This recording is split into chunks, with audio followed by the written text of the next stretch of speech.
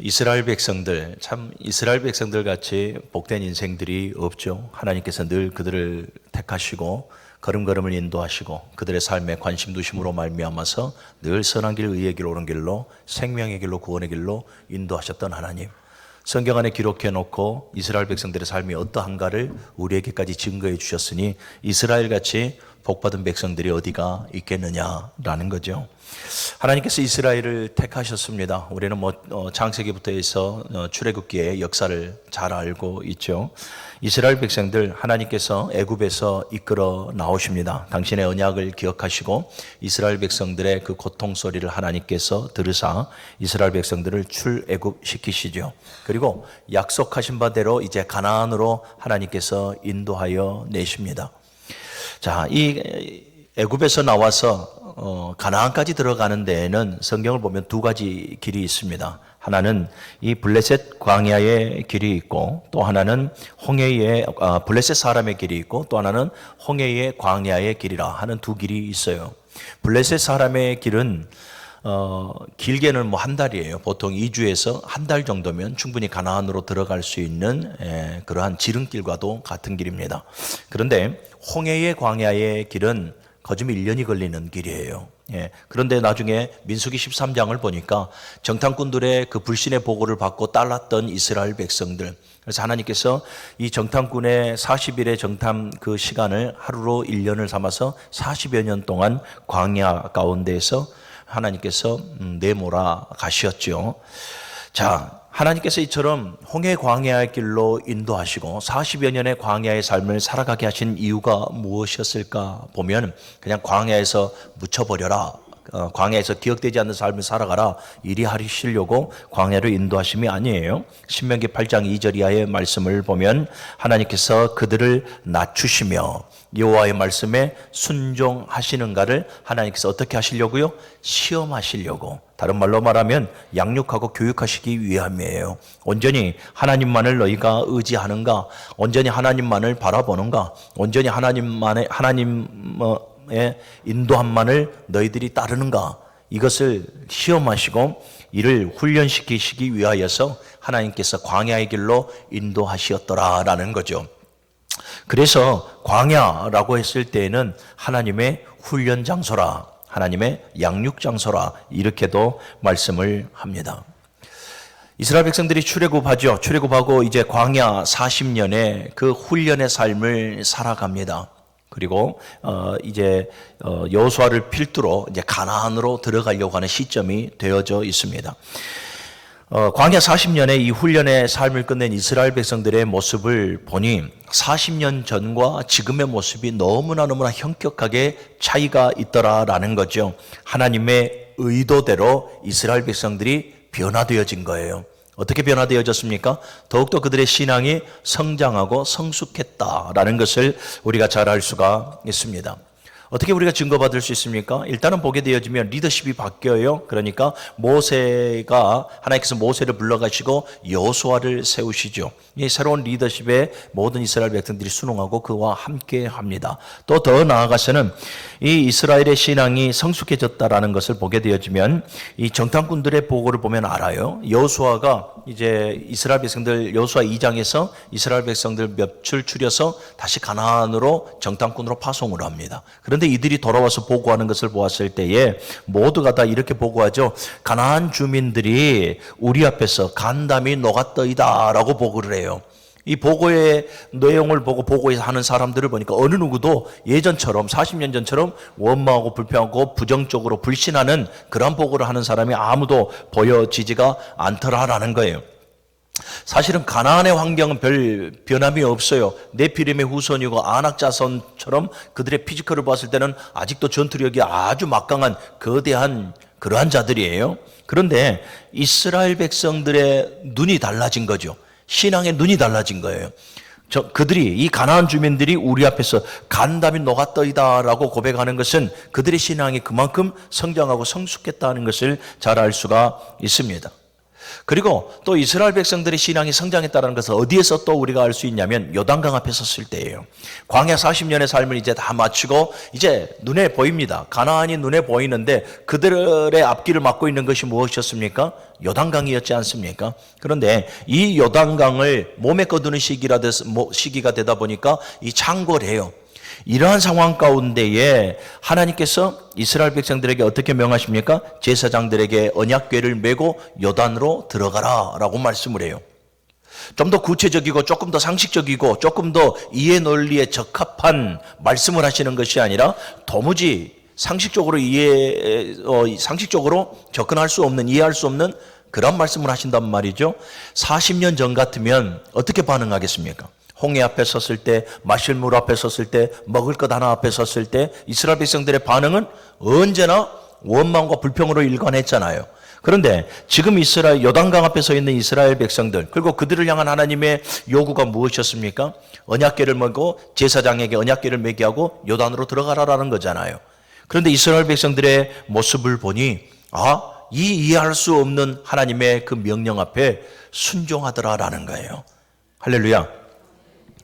저는 요즘에 설교를 하면서 우리 문흥교회교 성도님들이 아멘이 많이 줄었구나 하는 생각을 해봅니다. 요단강을 믿음으로 건넜다. 이것은 그만큼 그들의 신앙이 성장했다라는 증거입니다. 어느 누구도 원망의 소리를 내뱉지 않습니다. 어느 누구도 왜라는 토를 달지도 않습니다. 40년 광야의 삶을 통해서 그 훈련의 기간을 통해서 이들이 성숙한 거죠. 타이밍 못 맞추죠? 이렇게 되어지기를 바랍니다. 여러분, 이 40년의 광야의 삶을 통해서 이스라엘 백성들이 깨달은 게 무엇입니까? 어차피 하나님께서 길을 열어주셔야 된다. 어차피 이 요단도 하나님께서 길을 여시고 하나님께서 인도하여 주셔야 한다라는 것을 깨닫는 거예요. 그래서 이 요단강 앞에 이스라엘 백성들이 잠잠하니 하나님의 일하심을 보고 있는 것이더라라는 거예요. 요단을 건넜던 이스라엘 백성들 길갈에 이 12돌을 세워서 하나님의 역사를 기념합니다. 여러분, 길갈에다가 12돌을 세워놓고 하나님의 역사를 기념하는 이스라엘 백성들을 한번 생각해 보세요. 얼마나 스스로가 대견스러웠겠습니까? 내가 한 40년 전만 해도, 내가 수년 전만 해도 조그마한 일 있으면 원망하고 불평하고 있는데 하나님께서 나를 이렇게 만들어 가시더라. 하나님께서 나를 이렇게 고쳐 가시고 하나님께서 나를 이렇게 양육해 가시더라. 그래, 내가 오늘 그래도 아직은 부족하지만, 아직도 연약하지만, 그래, 내가 나의 신앙이 예전과 같지 않음을 깨닫고, 그래서 길갈에 12돌을 세워서 하나님의 역사를 기념할 때에 스스로를 매우 대견스럽게 생각했을 것이다 라는 거죠. 또 이스라엘 백성들이 성장했다라는 것을 어떻게 알 수 있냐면, 이제 요단을 건너서 가나안에 들어섰지 않습니까? 이 요단을 건너서 가나안에 들어섰을 때에 하나님께서 이스라엘 백성들에게 또 하나의 명령을 주십니다. 할례를 행하라라는 거예요. 왜 할례를 행하라 했느냐? 광야 40년 동안 할례를 행하지 않았기 때문에 그래요. 그런데 여러분, 이 할례를 행하라는 하나님의 이 명령도 쉽게 순종할 수 있는 명령은 아닙니다. 왜 그러냐면 요단강을 막 건넜잖아요. 가나안 땅이잖아요. 그리고 우리가 지도상 보게 되면 바로 앞에 무엇이 있습니까? 여리고성과 각 성읍들이, 그 성읍 너머에는 누가 있습니까? 가나안 족속들이 있어요. 이들이 이스라엘 백성들, 하나님께서 어떻게 그들을 광야 40년 동안 인도해 왔고 어떻게 역사해 왔는가를 알아요. 그래서 이스라엘 백성들 앞에 그들이 간담이 녹을 정도로 두려워해요. 그러면 지금 이스라엘 백성들이 그것도 요단을 건넜단 말이죠. 그러면 이 가나안 족속들은 어떻게 합니까? 자기 방어 기제가 나오게 되어져요. 그 자기 방어 기제가 어떻게 나오겠습니까? 전쟁이죠. 이스라엘 백성들 보니까 그렇게 특별히 훈련받은 백성도 아니니 어차피 이래 망하나 저래 망하나 한번 부딪혀보자. 이런 마음을 가지고 언제든지 이스라엘 백성들을 향해서 돌진해 올 수 있는 그러한 상황이란 말이에요. 그런데 그러한 상황 가운데 하나님의 명령이 뭐예요? 할례를 행하라라는 거예요. 우리가 잘 알다시피 할례를 행하게 되어지면 적어도 2주 정도는, 길면은 3주, 한 달 정도는 굉장히 고통스럽습니다. 이 가나안 백성들이 언제 쳐들어올 줄 모르는데 무장해야 될 이스라엘 백성들이 무장을 못해요. 할례를 행했다라는 것은 완전히 지금 무장 해제를 해버렸다라는 것과 동일해요. 그럼에도 하나님께서 할례를 행하라는 그 명령에 순종하는 것은 무엇입니까? 이들의 신앙이 성장해버린 거예요. 이제는 나는 하나님께서 책임져 주시는 인생이다라는 거예요. 나는 하나님께서 책임져 주신 인생이요, 나는 하나님의 백성이다. 그래, 할례는 하나님의 백성으로서의 표징인 거예요. 변했죠. 성장했죠. 성숙했죠.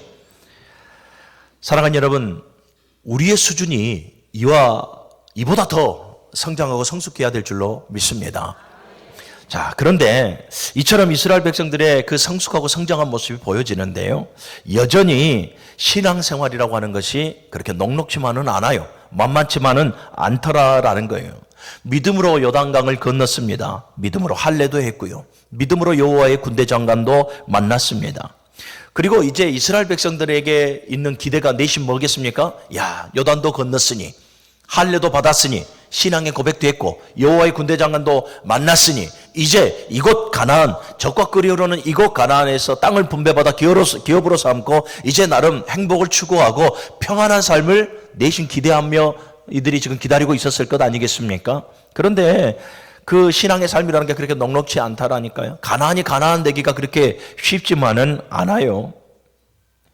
오늘 지금 이들 앞에 또 하나의 커다란 산이 있습니다. 또 하나의 커다란 문제가, 또 하나의 커다란 근심 걱정이 있으니 바로 철옹성과 같은 여리고성이 또 이들을 막고 있더라라는 거예요. 여리고성, 길이가 600m고 높이가 4m고 폭이 6m 정도 된다라고 학자들은 이렇게 말을 하고 있습니다. 그런데 이 여리고성을 보게 되어지면 이 가나안 입구를 지키고 있는 성 중에 가장 이 견고한 성읍이에요. 견고한 성. 그런데 문제는 뭐냐면 이 여리고성을 어떻게 해야 됩니까? 가나안의 입구를 지키고 있으니 당연히 이 여리고성을 무너뜨리고 이 여리고성을 정복하지 아니하면 가나안을 정복할 수가 없는 거예요. 반드시 이 여리고성을 무너뜨려야 이스라엘 백성들에게 가나안이 온전한 가나안이 되어질 수 있는 것이고 축복이 온전한 축복이 되어질 수가 있는 거예요. 자, 그런데 더 큰 문제는 뭐냐면 이 여리고성을 지금 이스라엘 백성들의 수준으로는, 역량으로는, 방법으로는 이 여리고성을 무너뜨릴 수 있는 방법이 보여지지가 않아요. 정상적인 방법으로는 이 여리고성을 무너뜨리기에 사실 불가능하다라는 거예요. 오늘날 같으면 그냥 포크레인으로 몇 삽 떠버리면 될 것 같지만 또 당시에는 그렇지 않지 않습니까? 그래서 이스라엘의 수준으로는 이 여리고성을 무너뜨리는 것이 불가능해요. 그러니 이스라엘 백성들 여리고성 앞에서 또 한 번 좌절할 수밖에 없는 그러한 상황이지요. 자, 그런데 여러분, 우리는 성경을 통해서 오늘의 결과를 다 잘 알고 있습니다. 성경이 있기 때문에 감사할 일이죠. 사랑하는 여러분, 이 여리고성은 이스라엘 앞에서 무너집니다. 이 여리고성은 이스라엘이 정복을 하게 됩니다. 이게 결론이에요. 아멘. 여러분, 이 여리고성이 이스라엘 백성들 앞에서 무너지고 이스라엘 백성들이 여리고성을 점령할 수 있었던 그 이유, 그 원인이 무엇이었습니까? 따라합시다. 하나님께서 하셨습니다. 아멘. 하나님께서 하셨습니다. 이스라엘 백성들은 벽돌 한 장 치우지 않았습니다. 모든 것을 다 하나님께서 하셨습니다. 하나님께서 이미 이스라엘 백성들 앞서 운행하심으로 말미암아 여리고를 이미 무너뜨려 놓으셨고요, 이미 여리고에 대한 모든 전쟁을 승리케 하나님께서 하셨습니다. 하나님께서 하셨습니다. 하나님께서 승리하셨습니다. 할렐루야. 하나님은 언제나 저와 여러분들의 모든 삶 속에 여호와의 니시의 깃발을 이미 하나님께서는 꼽으시는 분임을 여러분들이 믿으시기를 바랍니다. 그래서 하나님은 전쟁에 능하신 분이에요. 실패가 없으신 분이에요. 매사 승리하시고, 할렐루야, 매사 우리로 하여금 믿음의 사람들로 하여금 승리를 쟁취해 주시는 분이 바로 하나님이시니, 오늘 이 이스라엘 백성들 앞에 그 여리고가, 견고한 성 그 여리고가 무너졌다는 것은 하나님께서 하신 거예요. 할렐루야. 자, 그런데 사랑하는 여러분, 우리가 중요한 진리를 하나 깨닫고 가야 돼요. 하나님이 승리하셨습니다. 하나님의 능력으로 하나님께서 역사하심으로 말미암아 하나님이 승리하셨어요. 그런데 하나님이 승리하셨지 이스라엘 백성들이 승리한 것은 아니에요. 무슨 말인지 아십니까? 하나님의 승리에 동참하려면 이스라엘 백성들도 승리해야 돼요. 어디에서요? 신앙 안에서. 신앙 안에서 이스라엘 백성들이 승리해야 한다는 거예요. 여러분, 예수 그리스도를 통해서 구원의 완성을 이루셨습니다. 하나님이 승리하셨죠. 예수 그리스도께서 구원의 완성을 이루셨다고 해서 우리 모두가 구원받는 것 아니에요. 우리가 신앙 안에서 우리도 승리해야 돼요. 이 진리를 먼저 우리는 깨닫고 가야 하는 것입니다. 자, 그렇다면 이스라엘 백성들도 승리하려면, 하나님께서 이루어놓으신 그 승리에 동참하려면 이스라엘 백성들도 신앙 안에서 승리해야 하는데, 어떤 부분에서 승리해야 하는가? 오늘 본문의 말씀을 보면 하나님의 그 명령 안에 의해서 하나님께서 이스라엘을 향한 요구들이 있어요. 그 요구들을 잘 지켜 행하면 우리도, 또 이스라엘 백성들도, 우리들도 신앙 안에서 승리할 수가 있다라는 것, 이거 명심하시고 오늘 말씀을 잘 새겨 들을 수 있기를 간절히 소원합니다. 자, 먼저 2절의 말씀을 같이 한번 우리 큰 목소리로 읽습니다. 시작.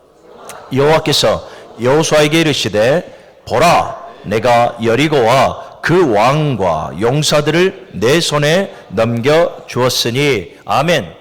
승리를 위해서 하나님께서 이스라엘 백성들에게 요구하는 것은, 그리고 지금도 이 자리에 있는 우리들에게 요구하는 것은, 따라합시다, 믿음입니다. 아멘. 믿음을 하나님께서 요구하고 계시다라는 것을 기억하십시오. 사랑하는 여러분, 언제나 하나님은 최우선적으로 요구하시는 것이 있으니 바로 믿음이에요. 믿음. 히브리서 11장 6절의 말씀을 보면 믿음이 없이는 하나님을 기쁘시게 할 수가 없느니라 라고 분명하게 우리에게 말씀을 하고 있죠. 요단을 건너고 난 이후에 이 여리고성 정복을 위해서 하나님께서 주시는 약속이 뭐냐면, 여호와께서 여호수아에게 이르시되 보라, 내가 여리고와 그 왕과 용사들을 내 손에 넘겨주었으니 라고 말씀을 하고 있어요. 손에 넘겨주었다라는 것은 뭐예요? 너 실패하지 않는다라는 거예요. 너는 이미 승리하였다라는 거예요. 너에게 이미 내가 승리를 안겨준다라는 의미입니다. 아멘. 다시 한 번 더 좀 보면은요, 내가 싸우기도 전이에요. 지금 이스라엘 백성들이 지금 여리고를 무너뜨리고 싸우기도 전이지 않습니까? 그 싸우기 전에 내 손에 넘겨주었다라는 의미가 무엇일까? 세 가지로 좀 정리를 해봤는데, 하나는 뭐냐면 전쟁은 하나님께 속한 것이다라는 거예요. 여러분, 우리가 이 사무엘상 17장을 보게 되어지면 다윗과 골리앗의 싸움이 있죠. 골리앗이 이 사울과 이스라엘 백성들을 아주 모욕합니다. 동시에 하나님의 그 영광을 아주 실추시켜버리는 행위를 하지 않습니까? 이럴 때에 다윗이 등장하게 되어지고, 다윗이 할례 받지 못한 그 골리앗을 바라보면서 분노합니다. 그리고 이 골리앗과의 전쟁을 치르러 나아갑니다. 나아갈 때 다윗이 외쳤던 말씀이 뭐냐면, 너는 칼과 창과 단창으로 내게 오거니와 나는 네가 모욕하는 만군의 여호와의 이름으로 내게 가노라. 그러면서 외쳤던 말씀이 뭐냐면, 여호와의 구원하심이 칼과 창에 있지 아니하고 전쟁은 여호와께 속하였노라라고 말을 합니다. 할렐루야. 전쟁은 여호와께 속하였으니 뭡니까? 나는 이미 하나님의 백성이요, 나는 이미 하나님의 손에 붙들린 바 된 자이니 이미 나는 승리하였다라는 승리의 선포인 거예요. 그래서 내 손에 넘겨주었다라는 말은 이 전쟁은 여호와께 속한 것이므로 너희는 내 백성이니 이미 너희는 이 전쟁에서 승리하였다라는 말씀이에요. 그리고 또 하나는 뭐냐면, 이 전쟁에는 하나님의 계획하심이 들어있고 이 전쟁에는 하나님의 섭리가 들어있으니 승리하였다 이 말이에요. 그러므로 이 전쟁은 승리한 것이니 하나님의 위대한 승리 앞에 너희가 무엇으로 참전하여라? 믿음으로 참전하여라 이 말이에요. 사랑하는 여러분, 때가 악하죠. 우리는 하루하루의 삶을 살아가는 것이 그냥 인생의 하루하루의 일과 하루하루의 연수를 살아가는 것이 아닙니다. 마지막 때를 우리는 지금 살아가고 있습니다. 주님 오시는 그 날때를 향하여 우리는 마지막 한 걸음 한 걸음을 지금 살아가고 있는데요, 우리가 너무나 영적인 눈을 열어보든 또한 피부로 느끼든 이 마지막 때 얼마나 악한 때인가를 우리는 잘 알고 있습니다. 때가 악하다라는 것은 무슨 의미입니까? 우리가 치러 나아가는 그 영적인 전쟁이 더욱더 처절하게 치열하다라는 거예요. 더욱더 힘들다라는 거예요. 그럼에도 여러분 명심해야 될 것은, 계시록에 흰옷 입은 사람은 누굽니까? 이기는 자예요. 계시록 2장과 3장을 보십시오. 소아시아 7교회를 향한 권면의 말씀, 경고의 말씀, 또는 위로의 말씀, 책망의 말씀, 칭찬의 말씀들, 각 교회마다 하나님께서 이 말씀을 선포하신 이후에 성령이 교회에게 하시는 말씀을 귀 있는 자는 들을지어다 말씀하잖아요. 그리고 이 모든 것에 축복을 받는 사람은 누구냐? 바로 이기는 자들이 이와 같은 축복을 받아 누린다라고 말씀을 해요. 여러분, 우리가 치르는 이 영적인 모든 전쟁, 그렇게 우리가 만만하게 봐야 될 전쟁들이 아닙니다. 정말로 뼈를 깎고 정말로 날마다 하나님께 부르짖고 눈물로 치르며 나아가야 될 그러한 전쟁입니다. 그런데 우리는 이 전쟁에서 너무나 무장 해제를 해버리고 살아요. 그냥 그러려니 섞여 살고 안일함을 가지고 살아가고 완전히 우리의 모든 이 전쟁하려고 하는 모든 여지들을 다 내려놔 버리고 말아요. 그러니 우리는 승리할 수가 없죠. 여러분, 공중 권세 잡은 이 악한 영들은 여러분 날이 갈수록 악해지고 날이 갈수록 계속해서 우리를 무너뜨리는데 아주 영악한 존재가 되어져서 날마다 우리에게 대적하고 도전해 오는데 우리는 무장해제를 해버리고 말더라라는 거예요. 여러분, 믿음을 가지십시오. 우리에게 지금 필요한 것은 믿음입니다. 왜 믿음이 필요합니까? 영적인 전쟁이 아무리 처절하고 아무리 치열하다 할지라도 하나님께서 뱀의 머리를 밟으셨기 때문에 그래요. 하나님께서 이미 승리하셨기 때문에 그래요. 그래서 이기는 자의 최후 그 끝에는 여러분 여호와 니시의 깃발이 꽂혀 있습니다. 그러니 사랑하는 여러분, 우리는 하나님께서 이미 이겨놓은 이 전쟁에 우리는 믿음으로 참전하여 우리도 승리를 선포하고 우리도 여호와의 니시의 깃발을 우리도 꽂고 바라보고 마음껏 경험하는 우리 모든 성도가 되어져야 할 줄로 믿습니다. 믿음이 없으면 승리할 수가 없어요. 여호수아야, 내 손을 저들을 그 왕과 용사들을 내 손에 넘겨주었으니 너는 믿음으로 가지고 이 전쟁에 참여하라라는 거죠. 오늘 이 말씀을 여러분들이 깊이 새겨들이시고 하나님 앞에 늘 우리의 믿음이 굳건하기를 간절히 구하시기를 바랍니다.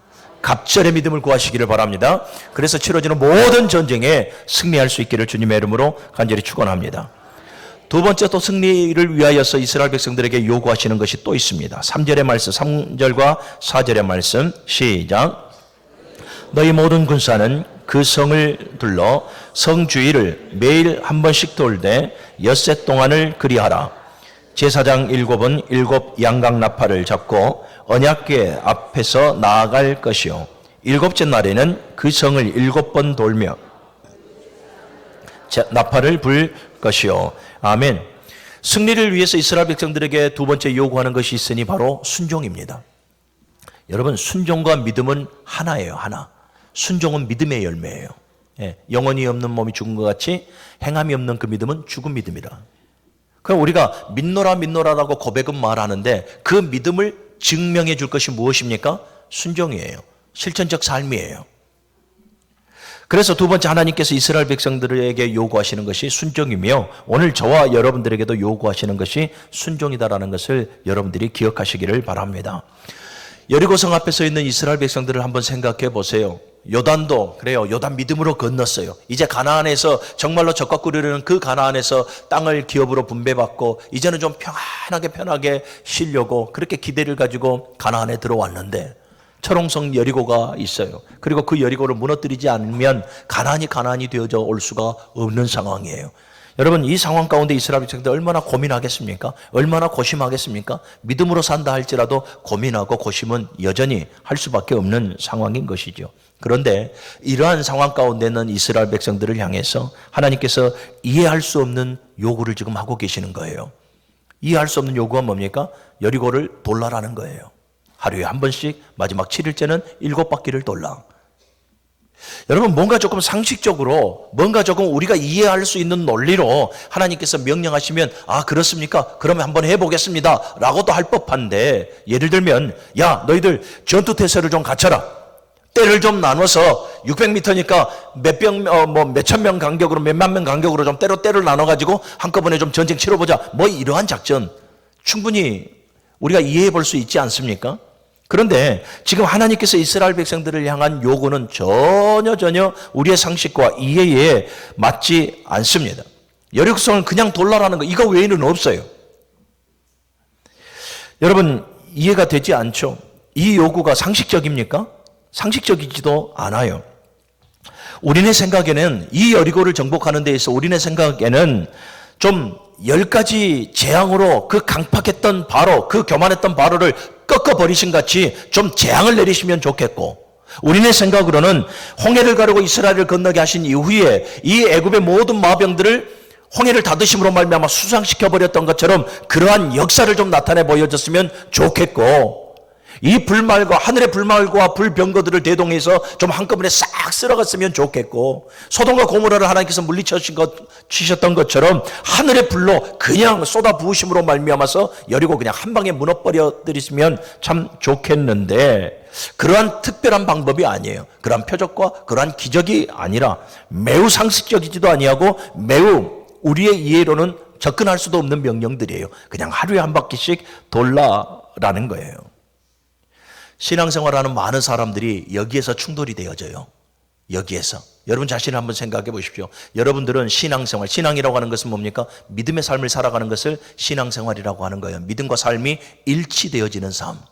그런데 그 신앙생활을 한다고 하는데 우리는 신앙생활, 믿음으로 삶을 살아가는 것보다 상식과 이해로 살아가려고 하는 그 삶이 우리 가운데 더 많이 있어요. 그러다 보니까 충돌이 나는 거죠. 매사 교회 안에서도 그래요. 이 교회 안에서도 여러분들 믿음으로 모든 것을 해석하고 하나님의 관점에서 모든 것을 해석하고 모든 관계 속에 모든 사고 속에 모든 사건 속에 하나님을 계산해 놓으면 이루어지지 못할 것이 하나도 없거든요. 늘 우리가 믿음으로 이렇게 접근해 나아가야 되는데 우리는 늘 상식적인 논리와 자기 이해로 접근을 해요. 그러다 보니까 이 상식적인 논리와 자기 이해와 우리의 믿음이 충돌을 하는 거예요. 갈등을 하는 거예요. 그러면 이 갈등 속에 믿음의 사람이 믿음이 이겨야 되는데 믿음이 이기지 못해요. 내 상식과 내 자기 이해가 이겨버려요. 그러면 어떤 현상이 나오느냐? 원망과 불평이 나오는 거예요. 내 논리에 지금 이 상황이 지금 이 관계가 내 논리에 맞지 않다라는 거예요. 내 상식과 내 이해선에 이게 맞지 않다라는 거예요. 그러다 보니까 당연히 그 마음의 원망과 불평이 일어나게 되어지는 것이고 교회의 이 신앙의 삶이 온전하게 뿌리를 내리지 못하는 거예요. 사랑하는 여러분 기억하십시오. 우리는 믿음으로 살아가야 될 존재입니다. 그러면 이 믿음으로 살아간다는 것이 뭡니까? 하나님의 말씀을 붙들고 살아간다는 거예요. 하나님의 말씀에 순종하며 살아간다는 거예요. 우리가 여기서 한 가지 놓치지 말아야 될 것이 있으니 여러분 지금 이스라엘 백성들을 하나님께서 여리고를 돌라 하셨잖아요. 그런데 여리고를 돌라라는 그 중앙에 무엇이 있습니까? 하나님의 언약궤가 있잖아요. 이것을 우리가 잊어버려서는 안 돼요. 그냥 무리지어 돌으라라는 것이 아니에요. 하나님의 그 언약궤를 어깨에 메고 여리고를 돌라라는 거예요. 하나님의 언약궤는 곧 무엇입니까? 하나님의 말씀이죠. 하나님의 말씀이에요. 그러니까 그냥 도는 것이 아니라 하나님의 말씀을 앞세우고 하나님의 말씀을 중심으로 하나님의 말씀을 붙들고 하나님의 말씀에 순종하며 도르라라는 말씀이에요. 아멘. 사랑하는 여러분, 성경에 나오는 모든 믿음의 사람들을 보십시오. 하늘의 역사를 봤던 사람들의 공통점이 무엇입니까? 도무지 이해할 수 없는 하나님의 말씀 앞에 설명을 요구하는 것이 아니라 아멘으로 화답하며 나아가는 자들이 하나님의 역사를 보더라라는 거죠. 그러니까 여러분이 이 하나님의 역사를 볼 수 있는 그 믿음이, 그 순종이 우리에게 주어지기를 바랍니다. 우리의 약함이 뭐냐면 우리는 자꾸 하나님을 설득하려고 합니다. 오늘도 선포되어지는 이 말씀 앞에 하나님, 내 삶이 그렇지 못하면 내 삶을 보니까 시간에 촉박하고요, 물질에 촉박하고요, 여러 가지 내 상황 속에서 하나님, 내가 하나님께서 요구하시는 바를 온전히 내가 따를 수 없습니다. 우리는 하나님을 설득하려고 해요. 그리고 하나님께서 우리에게 들려주시는 이 말씀, 지금도 여러분 목사가 선포하는 이 말씀 가운데 우리 개개인에게 분명하게 레마의 말씀이 들려올 것입니다. 레마의 말씀이 들려오면 순종하면 돼요. 나에게 성령의 감동이 오면 순종하면 돼요. 그런데 우리는 순종하지 아니하고 우리는 하나님 앞에 무엇을 요구합니까? 아멘으로 화답하는 것이 아니라 하나님 앞에 설명을 요구합니다. 하나님, 제가 지금 이 상황에서 이렇게 지킬 수 없는데요.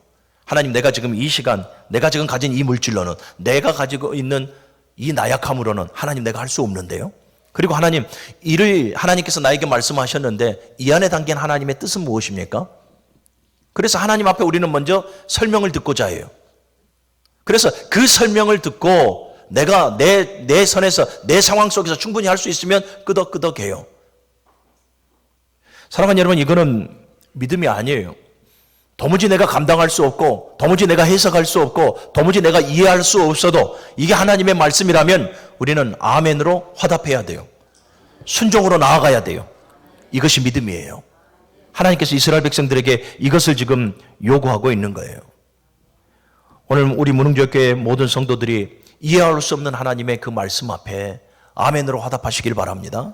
순종으로 화답하시기를 바랍니다. 내 생각, 내 계산, 내 상식, 내 이해 모든 것을 좀 내려놓고 하나님의 말씀, 주시는 감동의 말씀이라면 우리 순종으로 말미암아서 하늘의 역사를 볼 수 있는 실력 있는 신앙인들이 되어주시기를 주님의 이름으로 간절히 축원합니다. 여러분, 하나님과 동등되어지셨던 예수님도 하나님의 말씀에 순종하심으로 말미암아서 구속의 역사를 이루셨음을 믿으시기를 바랍니다. 처음 사람이었던 아담을 보십시오. 하나님의 말씀에 불순종함으로 말미암아 죄를 범했고 그 죄의 멍에를 온 인류에 씌워버리는 저주를 받게 되어집니다. 이스라엘 백성들 하나님 말씀에 순종하지 못해요. 홍해 앞에서도 원망하죠. 마실 물 앞에서도 원망하죠. 또 더 나아가서 매 순간순간마다 입을 것 마실 것 그 사사로운 것에서 하나님 앞에 원망하고 불평하고 하나님의 말씀에 순종하지 못해요. 신명기의 말씀을 보십시오. 신명기 28장에서 보게 되면 1절에서부터 4절의 말씀까지 여호와의 말씀을 지키면 너희들이 이러저러한 복을 받을 것이다. 그리고 15절에서부터 마지막 68절의 말씀까지는 뭐예요? 너희들이 여호와의 말씀을 놔버리면, 여호와의 말씀을 불순종하면 이러저러한 저주가 너희들에게 반드시 임할 것이다 라고 우리에게 분명하게 명시를 해주거든요. 그런데도 이스라엘 백성들은 하나님의 말씀에 순종하지 못함으로 말미암아 그 1세대들은 광야에서 버림받아지고 말아요. 사랑하는 여러분, 하나님은 언제나 우리에게 순종을 요구하십니다. 사무엘 선지자를 통해서 사울을 깨닫게 해주셨던 하나님, 순종이 제사보다 낫고 듣는 것이 수량의 기름보다 낫습니다. 사랑하는 여러분, 한 말씀이라도 하나님 말씀에 순종하십시오. 제가 자주 말씀드리잖아요. 수백 가지, 수천 가지, 우리가 들어왔던 수만 가지 하나님의 말씀을 감히 우리가 어떻게 다 이해하고 우리가 어떻게 다 순종할 수가 있겠습니까? 작은 것에서부터, 오늘 들려지는 이 작은 하나님의 음성에서부터, 나에게 주시는 이 레마의 감동으로부터, 그 작은 것 하나에서부터 우리가 순종해보자라는 거예요. 작은 것에서부터 순종하면 사랑하는 여러분, 순종도 습관이 됩니다. 순종을 통해서 우리 모두가 하나님의 역사를 볼 수 있기를 주님의 이름으로 간절히 축원합니다. 아멘 했습니다. 세 번째, 승리를 위해서 이스라엘 백성들에게 요구하는 것이 또 하나가 있으니 10절의 말씀 우리 같이 한번 읽어봅니다. 시작. 여호수아가 백성에게 명령하여 이르되 너는 외치지 말며 너의 음성을 들리게 하지 말며 너의 입에서 아무 말도 내지 말라. 그리하다가 내가 너희에게 명령하여 외치라 하는 날에 외칠지니라 하고. 아멘. 이스라엘 백성들에게 또 하나의 요구를 해요. 승리하기 위하여 또 하나의 요구를 하고 있으니 외치지 말라. 입에서 내 소리를 내지 말라. 침묵이에요. 침묵. 침묵하라라는 거예요. 따라합시다. 말만 없어도 훌륭한 사람입니다. 말만 없어도 훌륭한 사람입니다. 아멘. 여러분, 우리는 말 때문에 배려요. 말 때문에. 예. 여기서 말하는 말이라고 하는 것이 무엇이겠습니까? 침묵하라라는 것이 뭐예요? 두 가지 의미를 가지고 있어요. 다시 한 번 더 10절의 말씀을 보면 여호수아가 백성에게 명령하여 이르되 너희는 외치지 말며 너희 음성을 내게 들리게 하지 말며 너희 입에서 아무 말도 내지 말라. 침묵하라라는 거예요. 외치지 말라라는 거예요. 두 가지 의미예요. 하나는 뭐냐면 너희가 예전에 하던 버릇대로 원망하고 불평하지 말라라는 거예요. 원망하고 불평하지 말라라는 거. 그리고 또 하나는 뭐겠습니까? 너희 음성을 내게 들리게 하지 말라라고 했으니 여기서 음성이라고 하는 것은 뭐냐면 자기의 생각이에요. 자기 생각이나 자기 고집이나 자기 주장을 하나님 앞에서 내세우지 말라라는 거예요. 사랑하는 여러분, 그러니 말만 없어도 훌륭한 사람 아니겠습니까? 하나님 앞에서 말만 없어도 훌륭한 사람. 이 말 잘 들으시고 모든 관계 속에서 어떤 불평과 불신의 말이 나오거들랑 말씀하십시오.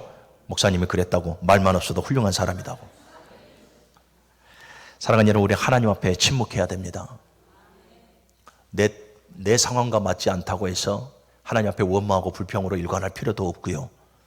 하나님의 뜻은, 하나님의 말씀은 완전한 것이니 내 주장과 내 고집을 하나님 앞에 내세울 필요도 없습니다.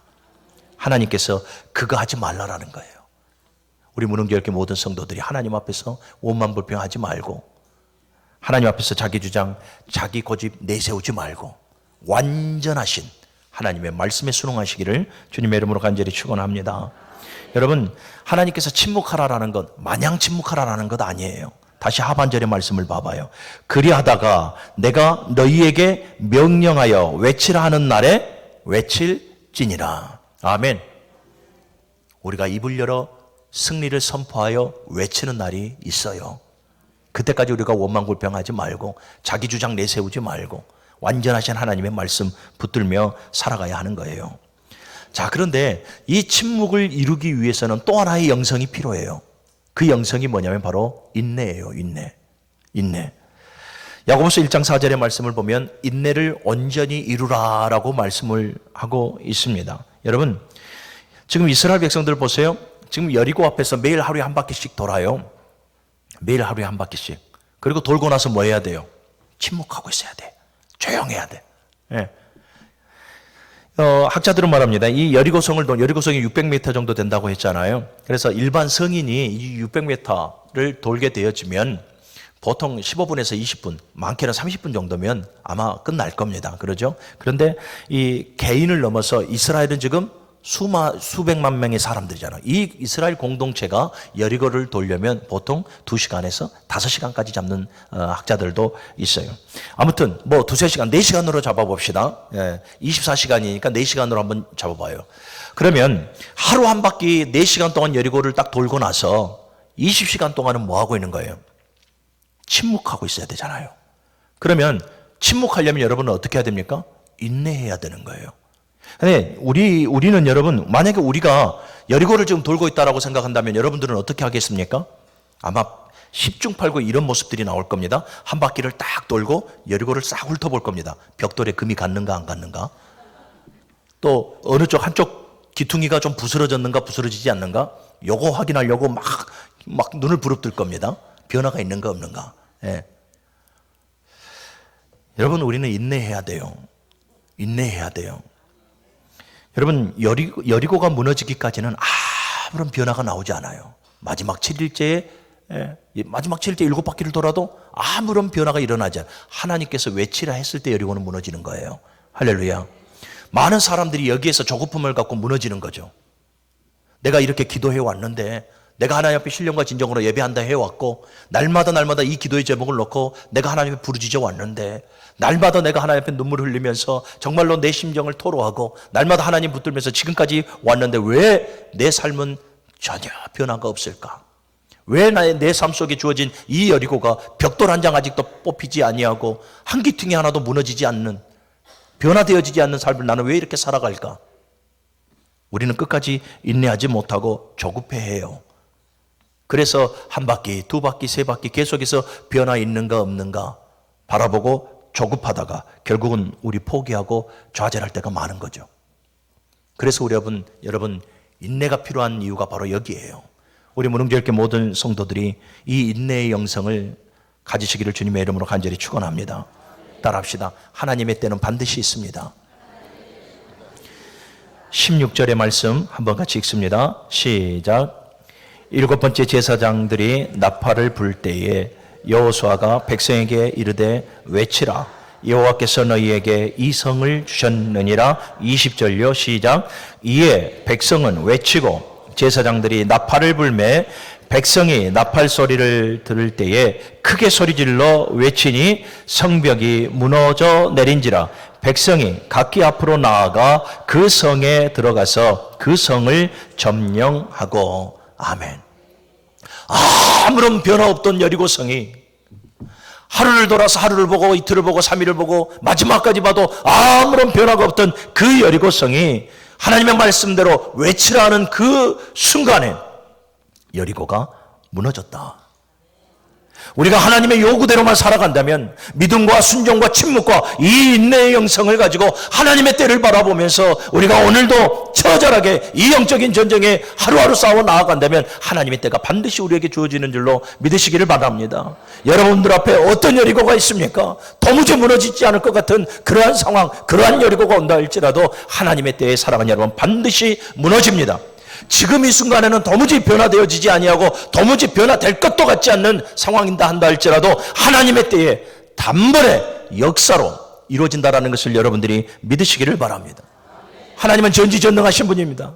여리고 하나 하나님께서 불어버리지 못하시는 분이 아니에요. 그럼에도 이스라엘 백성들이 이 13바퀴를 돌 동안 여리고가 전혀 변화 없으면 그들의 하나님의 요구를 충족하라 하나님께서 기다리시는 거죠. 믿음으로, 순종으로, 침묵으로, 인내의 영성을 가지고 하나님의 일하심을 볼 수 있는 우리 문흥교육회 성도들이 되시길 바랍니다. 반드시 여리고는 무너집니다. 반드시 우리 믿음의 사람은 승리하게 되어져 있습니다. 그 승리를 여러분들의 신앙의 맨 끝에서 여호와의 니시의 깃발을 발견할 수 있는 이기는 자, 우리 문흥교육회 성도들이 되시기를 주님의 이름으로 축원합니다.